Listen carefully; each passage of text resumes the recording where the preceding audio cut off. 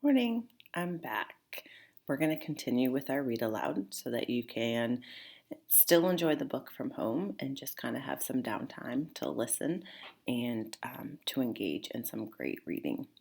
So we're going to start back where we left off from yesterday. It's called Brother.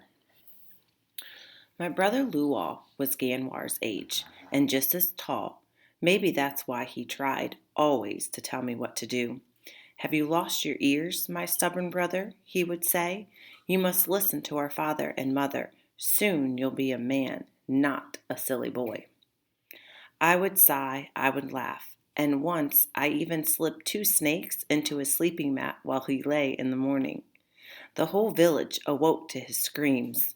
I knew it was wrong to do, but they were harmless snakes, and when I saw Luwal's face, I laughed until my eyes rained. What does that mean? Until my eyes rained. Every day Luwal scolded, and every day I thought, Luwal, please just be my brother. I don't need 2 fathers. Do you guys have anyone who tries to tell you what to do other than your parents or your teacher? Still, though, he could not peck at me like a sharp-beaked bird. Luwal knew well how to make his little brother laugh. He would have known a soft bed was made for jumping. He would have growled at me for misbehaving. But then, when no one was looking, he would have jumped just as high. I would give all the beds in all the great world to feel the sharp thorn of Luwal's scolding once again.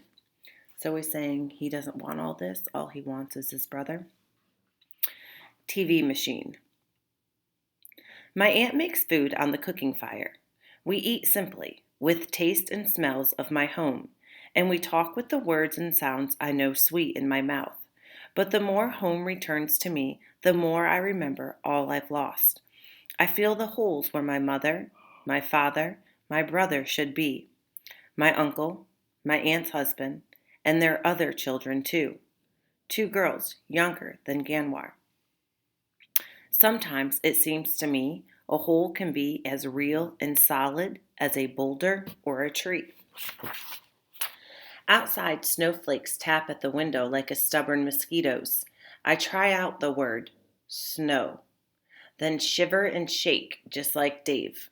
My aunt lets a smile go free. I have to go to work now, she says. What do you mean, work? I want to know. Mama helps at a house for old people, Ganwar explains. His mouth is a line. It's not a good place.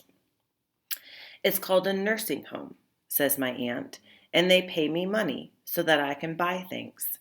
It takes a lot of money to live here in America. But it's night, I say, and it's cold. My aunt touches my shoulder. You're a good boy, Keck. You are your mother's child. Mama will be glad to see you, I say. I hope she'll get here soon. My aunt looks at me with questions in her eyes. She glances at Ganwar. He looks away. So if I'm looking at that text, what can I infer?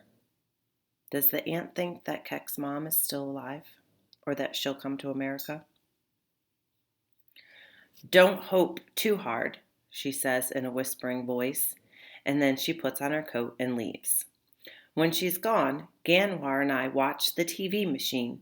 I'd seen one at the airport and on the flying boat, but this machine has many more stories, more colors, more happy people, and mad people. People are dancing and singing and shooting and kissing. So many people, but they still cannot fill the holes in the room. Night.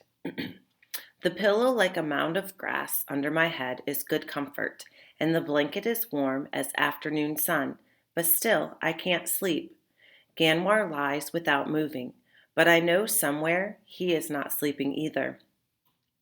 After a while, Ganwar sits up on his elbows. He's just a shadow to my eyes.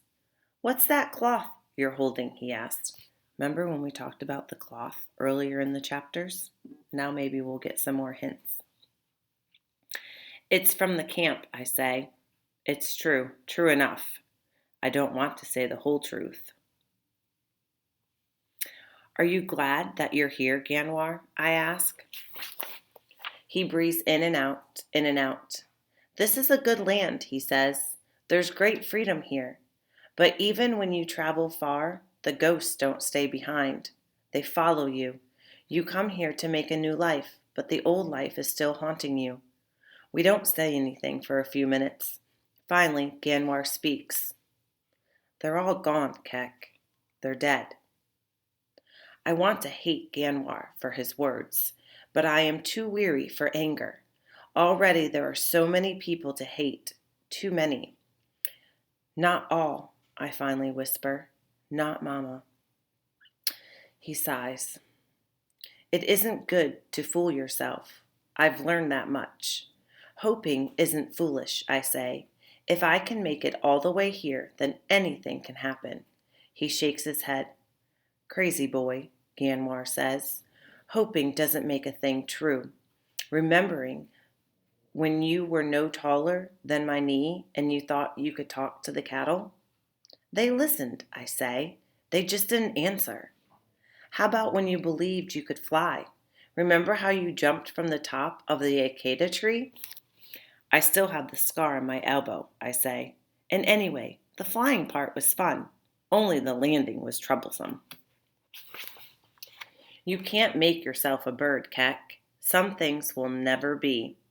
A man does not give up, I say. A man knows when he's defeated, Ganwar replies. I wipe away a tear with the soft cloth in my hand. I don't answer. I am afraid of what the answer might be. Mama.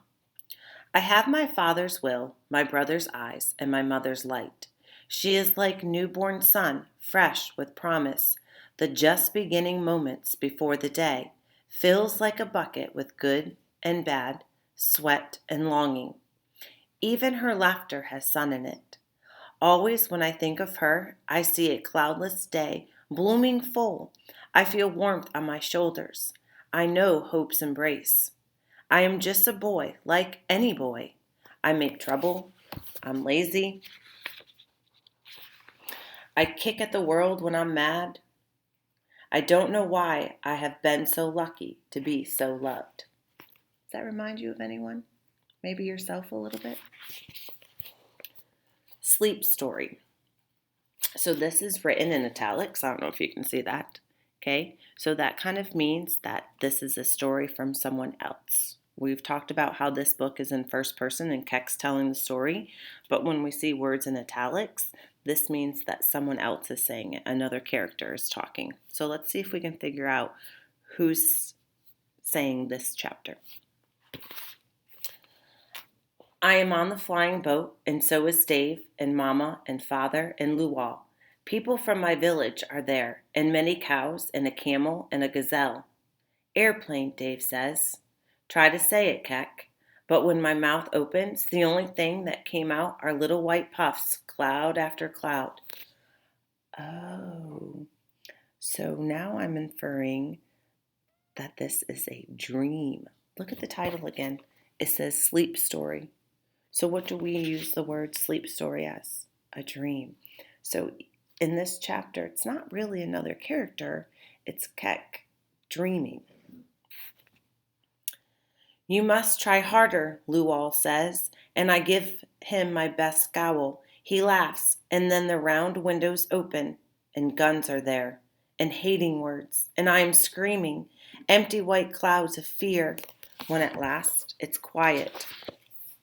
The seats of Luwal and my father and all the other men from my village are empty. They're gone, I tell my mama. They're dead. And she takes my hand. When we step outside, it isn't sky we see, but endless, barren land, dotted with dead trees. Mile after mile, day after day, tier after tier, we travel to a place of tents and women. Oh, wait, it's not a dream. What is this? It's a flashback, right? We talked about how in the story, when we go back in time, so this chapter is telling us more about what happened that night, because we know that from the other chapter, it talked about how the guns came from the air or something to that effect. So now we're talking about that's what really happened. And so after they came to the village, we know that they had to walk to go to somewhere, to a place of tents and women. Do you remember what we called that? A refugee camp? Here in the camp we are safe, she says. The men with guns will not come. So a refugee camp is where they're protected. My feet are blistered, and her dress of blue and yellow. Blue and yellow? What do we know that's blue and yellow? Is stained with blood, and all around us snow falls, and my eyes burn with the sight of it. And we'll stop there because that's going to bring us to part 2. Read that African proverb. You only make a bridge where there is a river. I want you to think about that. So next time I make my little video for us all, we're going to talk about what does that African proverb mean. You only make a bridge where there is a river. Stay tuned.